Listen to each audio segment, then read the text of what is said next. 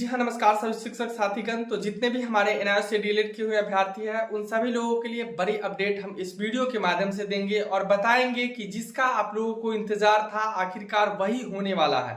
तो इंतजार था कि माननीय सुप्रीम कोर्ट में पप्पू सर के द्वारा जो केस फाइल किया गया था वह केस का क्या है अपडेट। तो आज मैं आप लोगों को फाइनली बता दे रहा हूं कि वो केस का जो है वह सुनवाई का डेट जो है वह जारी कर दिया गया है। लेकिन क्या हम सभी एनआईओएस की जीत होने वाली है उस दिन? क्या हम लोगों को आगे जो है अगला डेट मिलेगा या फिर ये केस को एक्सेप्ट किया जाएगा या फिर नहीं किया जाएगा? यही मुद्दा पे हम बात करने के लिए इस वीडियो में आए हैं। वहीं पे बात करेंगे कि बीपीएससी टीआरई 3 के लिए जो बिहार में जो पटना हाईकोर्ट में केस किया गया उसका अपडेट क्या है, ये दोनों मुद्दा पे बात करेंगे। तो सबसे पहले आप लोगों से एक छोटा सा रिक्वेस्ट है, अगर आप लोग चैनल पे पहली बार हैं और आप लोग भविष्य में शिक्षक बनना चाहते हैं तो आप लोग इस चैनल को अवश्य सब्सक्राइब कर लीजिएगा और वीडियो को लाइक करना बिल्कुल मत भूलिएगा। तो चलिए हम फाइनली बात करते हैं एनआईओएस डीएलएड अभ्यर्थी के लिए जो माननीय सुप्रीम कोर्ट में माननीय पप्पू सर के द्वारा जो केस दायर किया गया था, जिसका अभी तक सुनवाई का कोई डेट नहीं आ रहा था, लेकिन इसका डेट जो है वो फाइनली आ गया है और वह है 15 मार्च।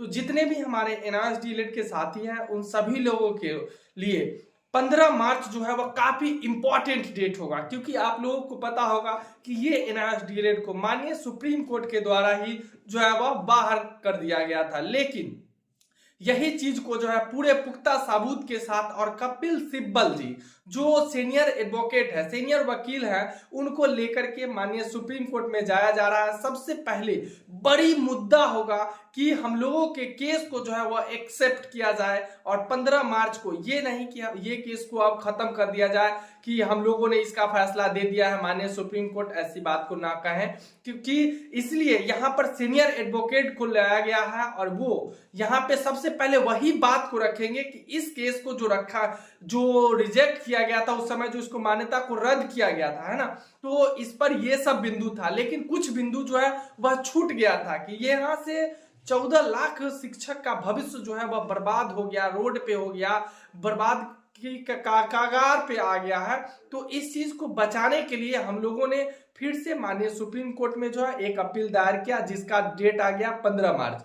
अब इस दिन कपिल सिब्बल जी होंगे सीनियर एडवोकेट और सारा डॉक्यूमेंटेशन, ऐसा कोई अभी तक आप लोगों ने केस देखा होगा कि हाई कोर्ट में हुआ, चाहे वह कोलकाता में हो, दिल्ली में हो, इलाहाबाद में हो, बिहार में हो या माननीय सुप्रीम कोर्ट में हो, हर जगह पे ये होता था कि कुछ ना कुछ डॉक्यूमेंटेशन का काम कम रह जाता था, जिसकी वजह से केस का अगला डेट मांगा जाता था। यही होते होते केस को जो है वह रिजेक्ट कर दिया जाता, तो वहां से खारिज कर दिया जाता था। लेकिन ये जो पप्पू सर के द्वारा जो केस किया गया है, ठीक है, या फिर जो भी लोगों के द्वारा केस किया गया है, ये केस में एक सबसे बड़ा मुद्दा यही होगा कि 15 मार्च के हम सभी एनआईओएस डीएलएड साथियों का जो मुद्दा है वो मुद्दा को माननीय सुप्रीम कोर्ट एक्सेप्ट करे और उस दिन सुने। अगर उस दिन सुन लेती है तो हम लोगों की जीत जो है वह निश्चित रूप से होगी। और महादेव से आप लोग विनती कीजिए कि हम लोगों की केस का जो है उस दिन जो है वह सुना जाए। जैसे ही अगर उस दिन सुना जाता है तो हम लोगों का जीत जो है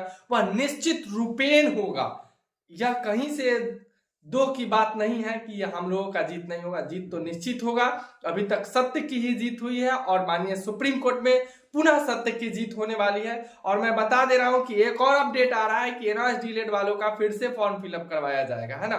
तो ये क्या अपडेट है वो आगे आप लोगों को अपडेट जैसे ही आएगा मैं आप लोगों को बताऊंगा। और फिर से ये भी बता दे रहा हूं कि बिहार में जो बीपीएससी टीआरई 3 के लिए जो केस पटना हाईकोर्ट में दायर किया गया था वो केस का अभी तक कोई अपडेट नहीं आया और इसका एग्जामिनेशन भी आ गया है, इसका कोई सुनवाई का डेट भी नहीं आया। तो टीआरई 3 जो है वो हम लोगों के हाथ से निकल गया है। हालांकि इंतजार करना है माननीय सुप्रीम कोर्ट का, वहां से अगर हम लोगों को जीत मिल जाती है तो आगे पूरे भारत में एनआईओएस डीएलएड शिक्षक अभ्यर्थी जो है वह एलिजिबल होंगे और वो नौकरी के करने योग्य हो जाएंगे। तो बस आप लोगों से विनती है कि बस यही प्रे करें कि हम लोगों को बात को सुना जाए। 15 मार्च 2024 हम लोगों की जिंदगी के लिए काफी अहम दिन होने वाला है। मिलते हैं अगले अपडेट के साथ, तब तक के लिए जय हिंद, जय भारत।